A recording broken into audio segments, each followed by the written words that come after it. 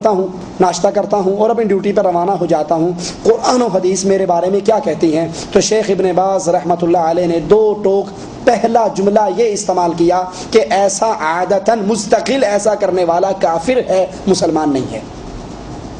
ایک ہے کبھی کبھار کہ انسان سویا، فجر پہ اس کی آنکھ نہیں کھلی، اب وہ اٹھ کر اپنا جب اٹھا ہے نماز پڑھ لے، یہ تو درست ہے۔ لیکن اگر ایک بندہ روٹین بناتا ہے، عادت بناتا ہے کہ اس نے ڈیوٹی سے پہلے اٹھ کر نماز پڑھنا ہے، کہ اگر اب اٹھ گیا تو نیند ڈسٹرب ہو جائے گی، خراب ہو جائے گی، یا لیٹ ہی اتنا سویا ہوں کہ آنکھ ہی نہیں کھلنی، اور نہ وہ الارم لگاتا ہے، نہ اٹھنے کی کوشش کرتا ہے، نہ اس کے دل میں یہ تمنا ہوتی ہے کہ میں اٹھوں اور نماز پڑھوں، اس نے نماز ڈیوٹی سے پہلے پڑھنی ہے، تو اللہ نے جس وقت پہ نماز فرض کی تھی اس نے اس فرضیت کے وقت کو بدل دیا۔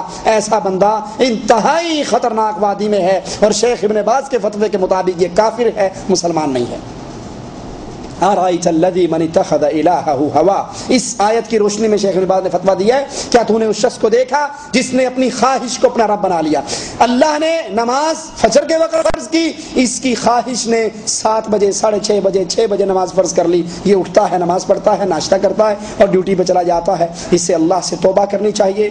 بستر پہ آج سونے سے پہلے توبہ کر کے سوئے، ہو سکتا ہے کہ یہ رات اس کی زندگی کی آخری رات ہو۔ الارم لگائے پھر بھی آنکھ نہیں کھلتی، اپنے دوستوں کو، اپنے بھائیوں کو اپنا فون نمبر دے، موبائل نمبر دے، گھر کا نمبر دے کہ جب آپ فجر پہ اٹھیں تو مجھے بھی فون کر کے اٹھا دیا کریں، یا پڑوسی ہیں تو دروازہ بجا دیا کریں، یا جو بھی صورت اختیار کریں۔ فجر کی نماز جماعت سے پڑھنا فرض ہے، اور ایک حدیث کے مطابق منافق کی نشانی ہے کہ فجر اور عشاء منافق پر بھاری ہوتی ہیں۔ اور تیسری حدیث میں رسول اللہ صلی اللہ علیہ وسلم فرماتے ہیں کہ اندھیروں میں مسجد کی طرف چل کر آنے والوں کے لیے قیامت کے دن پورے نور کی خوشخبری ہے۔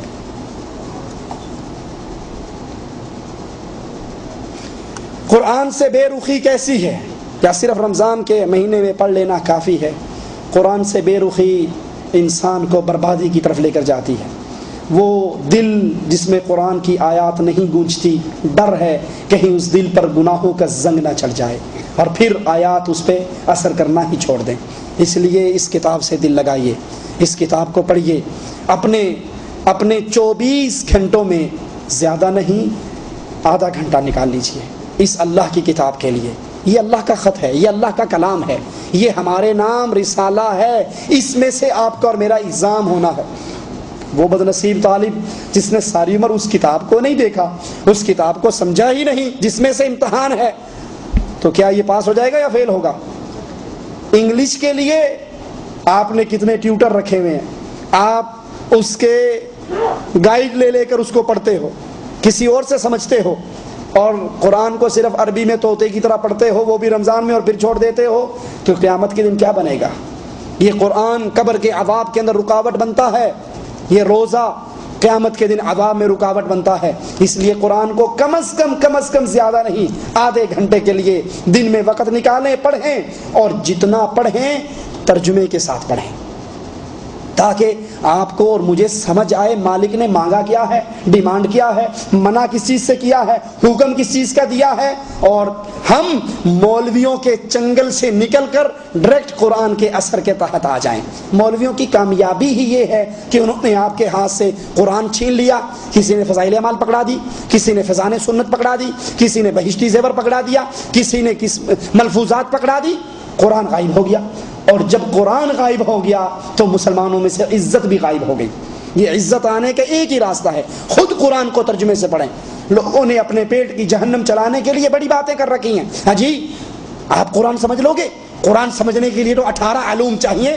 یہ 18 علوم بلال کو آتے تھے، یہ 18 علوم صہیب کو آتے تھے، یہ 18 علوم یہ صرف دھندا ہے، دکانداری ہے، تاکہ اگر آپ نے قرآن پڑھ لیا تو کبھی دوبارہ 11ویں، آپ نے قرآن پڑھ لیا تو کسی کا عرس میلے پہ نہیں جاؤ گے، آپ نے قرآن پڑھ لیا تو کسی مردے کو نہیں پکارو گے۔ جب یہ سارے کھاتے نہیں ہوں گے تو مولوی کھائے گا کہاں سے؟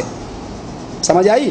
اس لیے جتنا پڑھو ترجمے سے پڑھو، اور دل لگا کر روزانہ کچھ وقت نکال کر اس کتاب کو پڑھو۔